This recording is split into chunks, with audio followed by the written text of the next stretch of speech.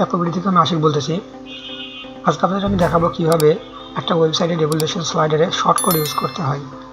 তো আমার সামনে যেই ওয়েবসাইটটা লগ ইন করা অবস্থায় আছে, তাই আপনি উপরে এই সেটিংগুলো দেখতে পাচ্ছেন।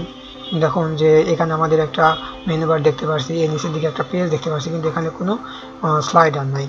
তো আমরা এখন এখানে একটা স্লাইডার অ্যাড করে আপনাকে দেখাবো। তো চলুন তাহলে আমাদের সাইডের ড্যাশবোর্ডে আমরা চলে যাই। তো দেখেন এখানে আমার ওয়েবসাইটটা এলিমেন্টর দিয়ে এডিট করা অপশন অবস্থায় আছে, আর এখানে আমার ওয়েবসাইটের ড্যাশবোর্ড আছে। তো আমরা নিচের দিকে আসলে দেখতে পাবো এখানে লেখা আছে স্লাইডার রেগুলেশন। তো স্লাইডার রেগুলেশন উপরে ক্লিক করি।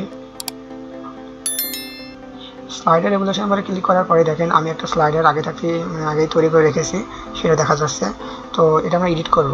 তো মাউস যখন আমরা এই স্লাইডারের উপরে আনতেছি, তখন দেখেন এখানে লেখা আসতেছে যে স্লাইডার অন। আর যখন মাউস এই যে পেন্সিল বা কলমের মধ্যে এখানে নিয়ে যাচ্ছি, তখন আসতেছে ওপেন ইন এডিটর। আর তার পাশে যে ইমেজের মতো আইকন আছে, সেখানে মাউসটা আসতেছে শো স্লাইডস।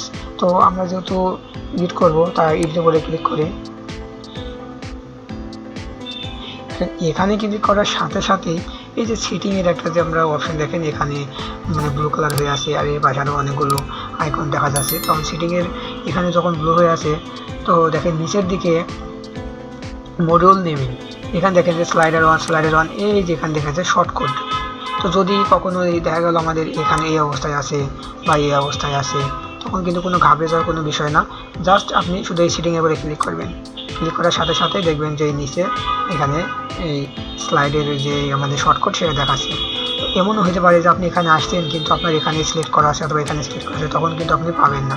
তাই এটা মনে রাখা লাগবে যে সেটিংয়ে আসবেন, আসার পরে ঠিক টাইটেল, সেটিংয়ে এসে টাইটেলের উপরে ক্লিক করেন, এখন চলে আসছে।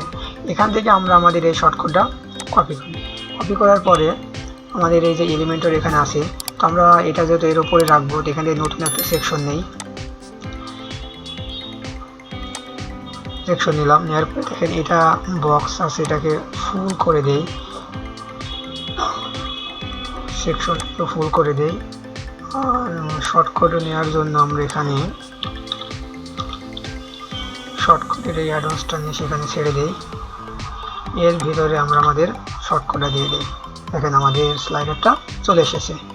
এখানে আপডেট করার পরে যদি আমরা আমাদের এই ওয়েবসাইটটা ভিজিট করি, তো দেখেন আমাদের স্লাইডারটা সুন্দর মতো এখানে দেখাবে। তো এই ছিল আজকের মতো আমাদের ভিডিও। রেগুলেশন স্লাইডার নিয়ে যদি আপনাদের আরও কোনো প্রশ্ন থাকে বা জানার থাকে, অবশ্যই আমাদের কমেন্ট বক্সে সেটা জানান, আমরা সেটা সমাধান করার চেষ্টা করবো ইনশাআল্লাহ। আর এতক্ষণ YappoBDর সাথে থাকার জন্য আপনাদের অসংখ্য ধন্যবাদ।